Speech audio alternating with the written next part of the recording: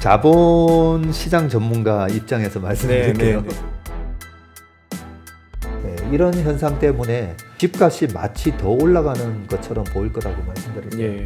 그게 지금 딱 벌어지고 있는 현상이라고 보시면 됩니다.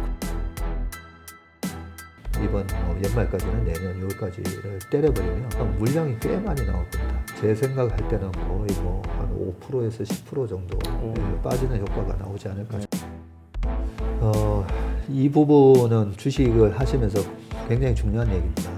9시 뉴스에 나오는 호재로 주식 사지 말고 네. 9시 뉴스에 나오는 악재로 주식 팔지 말라는 얘기를 하거든요. 내가 투자한 회사의 가치가 얼마인지 그 부분에 대해서 내가 확신이 있어야 돼요.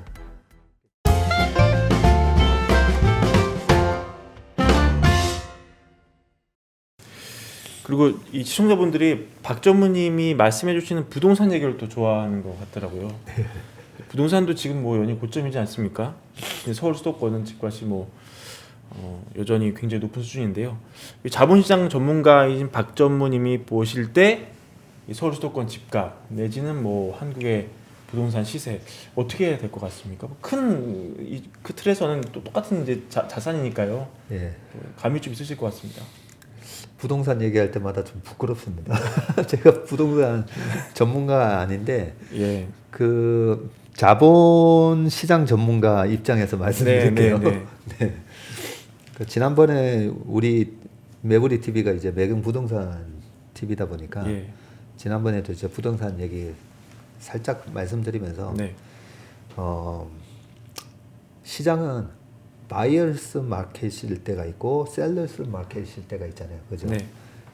쉽게 말씀드리면 사자는 사람이 너무 많아서 파는 사람이 그래 10억에 사고 싶어? 안 돼. 난 11억 줘.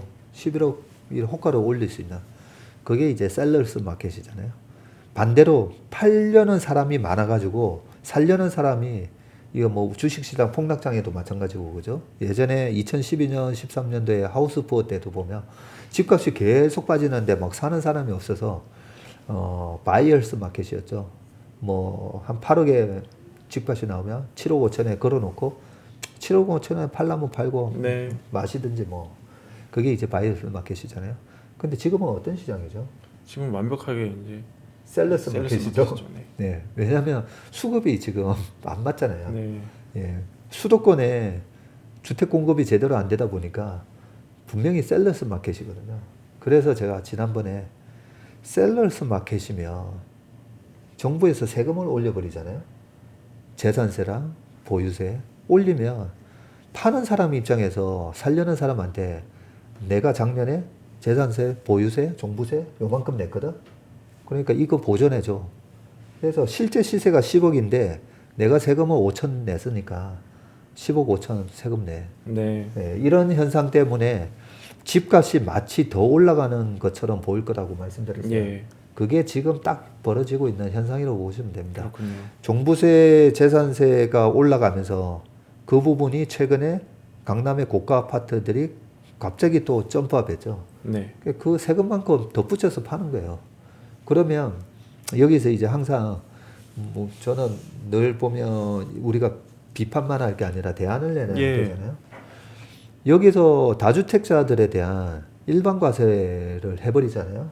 그러면 주택이 많이 나올 거예요. 네. 예, 많이 나올 거고 실질적으로 양도세가 이만큼 나온다라고 했는데 양도세를 이만큼 줄여주잖아요. 그러면 파는 사람 입장에서 내가 양도세 5억 내야 되는데 일반 과세 때문에 2억만 내면 되네. 그러면 당연히 집값 그만큼 뺏어 낼 수가 있는 거죠. 그래서 이번에 83만 호에 대한 공급 정책은 상당히 좋은 정책이거든요. 근데 거기다가 하나 더 이제 여기다가 지원 사격을 하나 더 한다면 거기다가 다주택자 일시적으로 그 일반 과세 효과를 이번 연말까지나 내년 6월까지를 때려버리면 그러면 물량이 꽤 많이 나올 겁니다. 꽤 많이 나오면서 아마 집값이 제 생각할 때는 거의 한 5%에서 10% 정도 빠지는 효과가 나오지 않을까. 저는 그렇게 생각합니다. 예. 그리고 부동산 주식 시장 공인 해당되는 얘기일 것 같은데요. 소문에 사고 뉴스에 팔아라 이런 얘기 많이 합니다.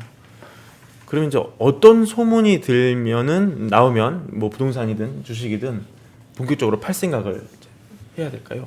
예. 이 부분은 주식을 하시면서 굉장히 중요한 얘기입니다.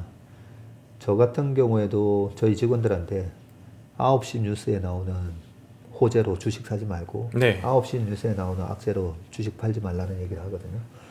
9시 뉴스 요즘 뭐 9시 뉴스 잘 안 보죠. 잘 안 보죠. 그죠? 저도 안 봅니다. 네. 그러니까 뭐 네이버 실시간 뉴스라고 얘기하죠. 뭐 그렇게 떴을 때 시장은 빠르게 이 호재에 대해서 프라이싱을 하고요. 네. 악재가 나왔을 때도 거기에 대해서 다 반영을 해버립니다. 빠르게 효율적인 시장이기 때문에.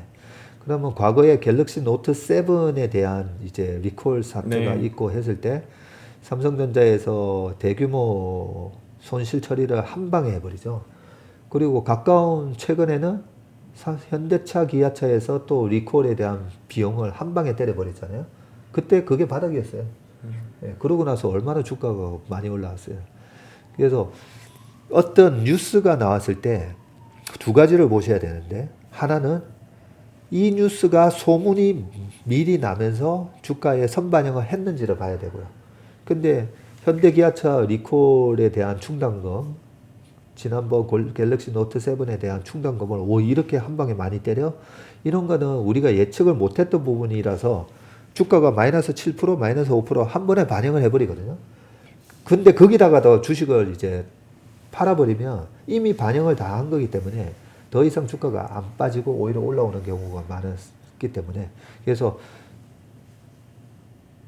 미리 이 뉴스가 반영이 됐는지를 보셔야 되고, 혹시나 반영이 안 된 뉴스는 그 다음날 아침에 이게 일회성 돌발 악재면 그 다음날 아침 시초가에 이미 다 반영을 해버리는 상황입니다. 네. 예, 그 해버리는 상황이면 그 해버린 상황에서 이 돌발 악재는 더 이상의 악재가 아니고 돌발적인 호재도 더 이상의 호재가 아니다라고 뉴트럴 하게 생각하시면 돼요. 네.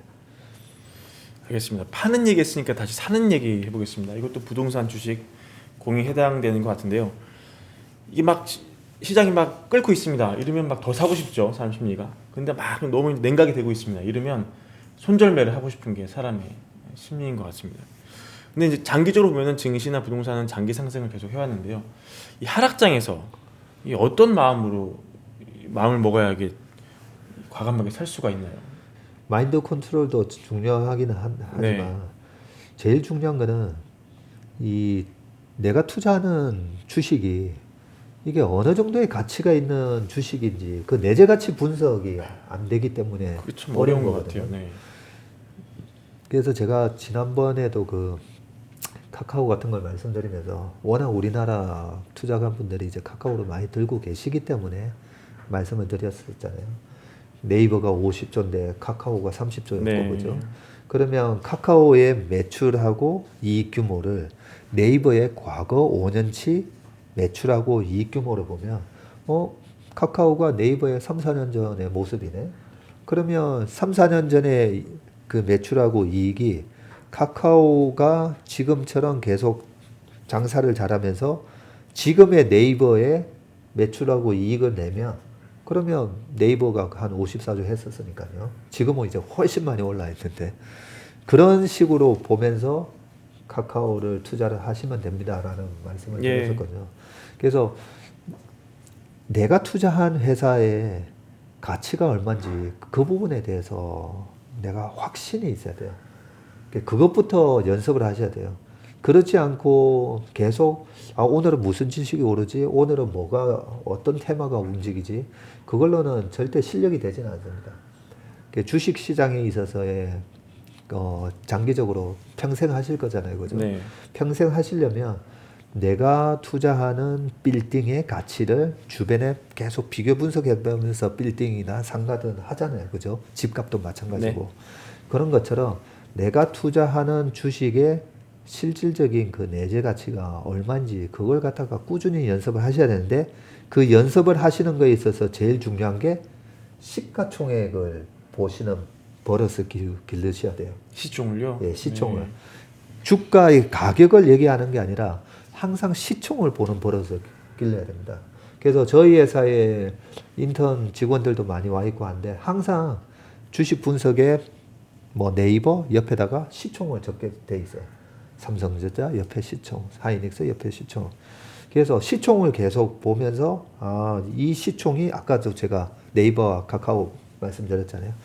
시총을 계속 비교해보고 그러면 우리나라 네이버랑 카카오가 50조, 30조고 근데 미국의 아마존 1600조, 애플 2200조 뭐 이렇게도 글로벌 피어 그룹들하고도 한번 비교해 보면서 그렇게 매매하는 습관을 기르시다 보면 기업의 가치가 이제 눈에 보이실 거예요. 언제부턴가 보이실 거고 그때 주가가 막 15%, 20% 빠지면 너무나 뭐 감사한 거죠. 그래서 우리 주식의 대가들이 주식이 빠질 때 너무나 감사한 거죠라는 얘기가 그 근본에는 이 기업에 대한 가치를 정확하게 아는 실력이 있다는 겁니다.